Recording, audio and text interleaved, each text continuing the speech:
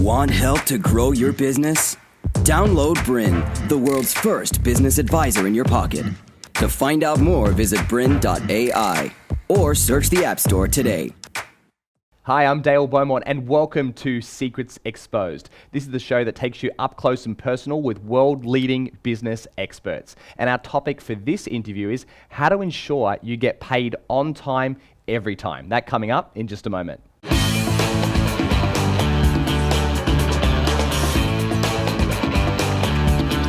My special guest today is successful author and business consultant Julian Campbell, and our interview topic is going to be about how to ensure you get paid on time every time. Julian's in our studio right now, and we're about to have a chat and dive into this subject and give you some really great tips about how to get paid what you're really worth in business. All right, Julian, welcome. Thank you very much. All right, so why is the topic of getting paid so important? Well, cash flow for any business is king.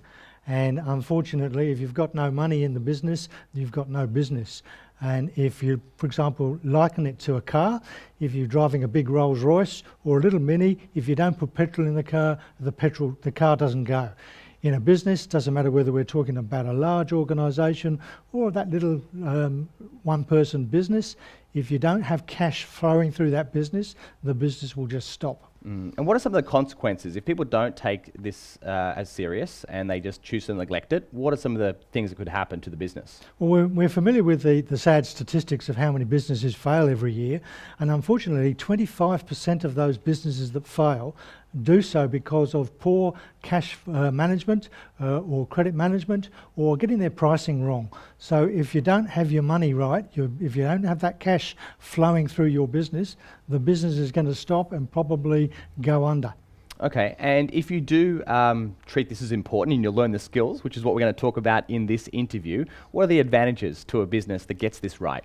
Well, the business obviously is going to grow, it's going to build, people are going to have money in their business to run the business, and of course if they've got systemisation, and we're going to talk a bit about that later on, they don't have to keep worrying about the money all the time, they can get on with running their business properly. And they can reinvest that money sooner into their business. Of course. To create more growth. Of course. All right, why do so many business owners struggle with getting paid? This is the age-old problem, I think, and it's one of a mental attitude. People have a bit of fear. First of all, they don't get comfortable with their pricing in their own minds.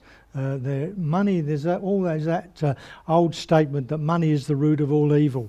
And people tend to think that money, we don't want to talk about money, we want to just get on with our business. So it's that fear of mentioning money, not being comfortable with their pricing, and also maybe the fear of asking people, please pay me. All right, so what we're going to do is we're going to go into some of the mindset now, which is very important, and then we're going to talk about some of the principles as well, which you also cover in your book on this subject as well, and then we're going to get into specific tactics as well. So all of that is coming up. But let's first of all talk about the mindset, because that really, the mindset creates the behaviors really, which creates the results. So we've got to fix that to begin with. So what do you say to business owners that are struggling in terms of collecting money or making sure that they're getting paid what they're really worth?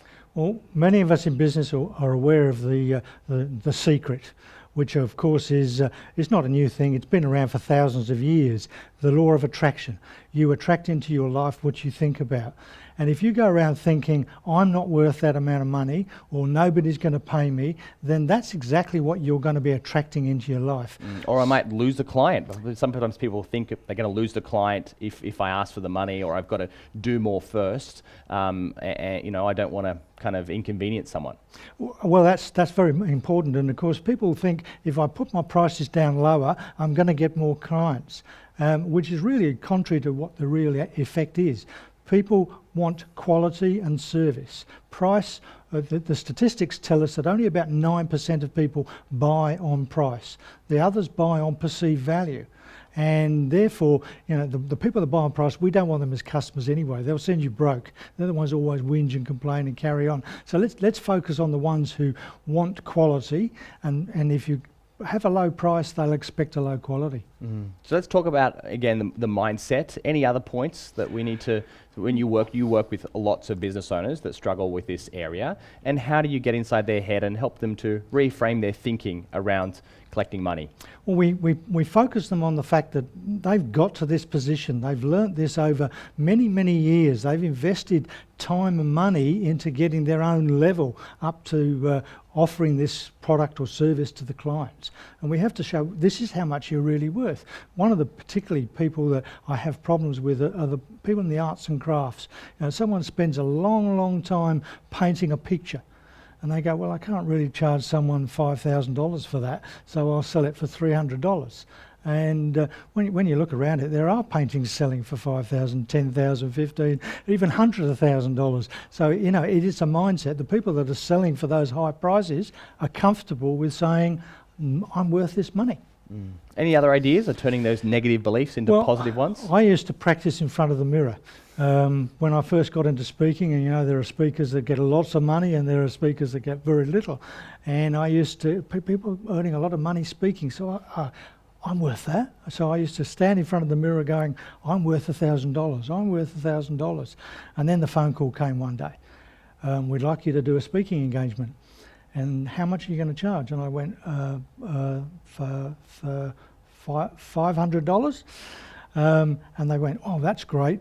We've got a budget of $1,000. And I learnt from that point on, I'm worth $1,000. Stand in front of the mirror and say what you think you are worth. Absolutely. We had recently a guy called Dr. John DeMartini in our studio as well, and he was talking about, you know, writing down a list of 50 or even 100 reasons as to why you're worth that money, and also write down the reasons why if you charge them anything less, you're doing them a disservice as well. And just maybe by writing those two lists out, you can really help to stack the benefits of why you need to charge and the consequences of not charging. I thought that was really interesting. And that really focuses back on the fact that you are worth that money. And you look at the people who are earning lots of money and say, well, I'm as good as those, so therefore why shouldn't I earn that money? It is a mindset. And a lot of people, they make decisions, I'm sure, by looking at their competition, and they go, oh, well, if I lower my prices or talk about money too much, they might go to my competition. But you're assuming their competition is actually making money, because a lot of times they're going broke as well, and you're following their advice. So looking at your competitors is not always good advice. Well, I think you've got to understand your competitors, but don't be put off by your competitors. A good example of that is there's really only three ways of making money in business, and that is you cut your expenses or your overheads and keep them to a minimum. And then you try and get more customers, or you get your existing customers to spend more money. And if those two don't work, you've got to put your prices up. And that's the only way you make money in business. And so, a guy rang me up a few weeks ago and said, look, I've been in business for 2 years. He said, I'm paying all my bills, but I'm not earning enough money myself. What can I do about it? And I went through that three processes. What are your expenses like? He said, oh, I've got a budget. I'm pretty low. I don't think I can cut that. I said, well, what about customers? He said, well, there's only 2 of us in Newcastle doing this particular product. I've got 80% of the market. My competitor's got 20% of the market. I don't think I can get any more of the market. I said, well, there's only one thing left. You've got to put your prices up. He said, I can't do that. I'll lose all my customers. I said, where are they going to go to? Your competitors? How much do you charge in comparison to your competitor? He said, I charge 50% of my competitor's price. I said, well, lift them up to 90%. Well, they'll lose my customers. Where are they going to go? To competitors? And this is the sort of mentality that a lot of people have out there. If I put my prices up, they will leave me. A sudden increase in price, yes, it will often cause people to leave, but they'll come back. Okay, we're going to talk about a lot of tactics around collecting money and getting paid, but just quickly, I want to just finish off this topic of putting your prices up, because it's advice that you've given to lots of business owners, like the example just a moment ago. Any other tips or any other things you'd say to business owners that are worried about putting up their price? Well, we're going to talk a moment about the pricing emotions, and that's really where it comes into play. But yeah, don't be afraid. If you're worried about it, put a little bit up at a time and just see how they go. Sudden price increase does cause problems, but you're better off, and we'll talk about it a little later on, you're better off having your prices high and to start with. You can always bring them down, but you can't put them up. Okay, let's talk about these. You got 3 price objections that you talk about in your book on this subject. The book's called It's Your Money, So Get Paid. Great title. What are these 3 price objections? Let's talk about each of those. Well, the first one is being comfortable with the price yourself. So the first emotional pricing objection is yourself. You're in your own mind going, I'm not worth that, or I can't charge that. You've got to overcome that. You've got to be comfortable with the price that you are charging someone. The second pricing emotion that you then go into is the customer's pricing. Customers could say to you, well, that's too expensive. So you've got to be able to answer that question. So first of all, if you're not comfortable with the price in the first place, then you're not going to be able to answer the customer when they say it's too expensive, because you're going to feel that way. The way you overcome your customer's price objection is by offering the benefits rather than the features. Too many businesses out there offer features. We do this, we do this, we do this, but they're not selling what's the benefit for the customer. And we could say, for example, our lawnmowers are 6 inches wider than our competitors. So what? When you buy a lawnmower from us, you can mow the lawn in half the time because our lawnmowers are 6 inches wider than the competitors. So, by saying so what, you're looking at whether you're saying a benefit or a feature. Okay, fantastic. And I know another tip to go from a feature to a benefit is to add the words which means. So it's 6 inches wider, which means, and when you say that, and then you can transition from the feature to a benefit. Yes. All right, fantastic. So can you summarise again? There's the third. Let's talk about the third one, which is actually getting paid. Yes. And we are going to talk a bit about the leverage in a moment. But again, the large number of those people that do go under the 25% we talked about do so because they're not receiving the money. They go out there, they do the jobs, and then they put their invoice in and wait for the money to come through the door. It doesn't happen. I worked for a company once who they were owed $600,000 by their various people, and I said, why aren't we getting paid? We should get paid. And it was very obvious why they were doing it, because they weren't comfortable, first of all, with their pricing in the first place. And I sat in my office and I watched one particular interview. And this particular interview, the young couple were coming out of the interview room with their hands in their pockets saying, so how much do we owe you? And the person conducting the interview said, it's all right, we'll send you an invoice. I rushed into my office, wrote their name down. 6 months later, they were a bad debt. They could have had the money right there and then, but they said, well, we'll use the system, we'll play an invoice. And it didn't happen. Okay. So leveraging is important. So let's summarise those. The first one was about the customer. The first one is being comfortable with the price that you charge yourself. Mm-hmm. The second one is then making the customer comfortable with the price. And then the third one is actually getting the money in the door. Okay, great. Now in your book as well, you talk about the leverage point. Yeah. What is the leverage point? Okay. And explain how it works. So when a customer places an order with you, for whether it's a product or service, a timeline starts. And from that point on to the delivery point, you have got the leverage to get paid.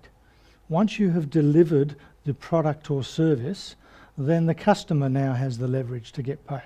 So if you deliver a product or service and then issue an invoice and then wait for the money to come in the door, the customer can pay you when they feel like paying you. So my advice to all my clients where I can is get paid in that first period from when the order has been placed up to the point of delivery. An example of that was I had a client 10 years ago who was in website building, and in those days people used to build a website and then they would put it up on the internet and then they would issue the invoice to get paid. And I said, and his debtors. To continue enjoying this presentation, download BRiN, the world's first business advisor in your pocket. To find out more, visit BRiN.ai or search the App Store today.